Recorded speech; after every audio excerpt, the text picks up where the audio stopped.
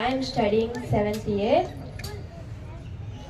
బైబిల్లోని 10 ఆజ్ఞలు. మొదటి ఆజ్ఞ, నీ దేవుడైన యెహోవాను నేను తప్ప మరొక దేవుడు నీకు ఉండకూడదు. రెండవ ఆజ్ఞ, పైన ఆకాశం అందే కానీ కింద భూమి అందే కానీ భూమి కింద నీళ్ళ అందే కానీ నీవు దేని రూపమునైనను విగ్రహమునైనను చేసుకునకూడదు, వాటికి సాగిలపడకూడదు, వాటిని పూజింపకూడదు.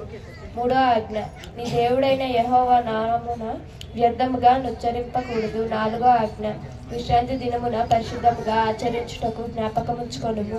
ఐదో ఆజ్ఞ, నీ దేవుడైన యెహోవా నీకు అనుగ్రహించిన దేశములలో నీవు దీర్ఘాయుష్మంతుడవుచున్నట్లు నీ తండ్రిని నీ తల్లిని సన్మానింపుము. ఆరో ఆజ్ఞ, నరహత్య చేయకూడదు. ఏడో ఆజ్ఞ, వ్యభిచరింపకూడదు. ఎనిమిదో ఆజ్ఞ, దొంగలింపకూడదు. తొమ్మిదవ ఆజ్ఞ, నీ పొరుగు వారి మీద అబద్ధ సాక్ష్యములు పలుకకూడదు. పదో ఆజ్ఞ, నీ పొరుగువారి దాసునైనను అతని దాసినైనను అతని ఎద్దునైనను అతని గాడిదనైనను నీ పొరుగువారి దేనినైనను ఆశింపకూడదని చెప్పెను. ఆమేన్.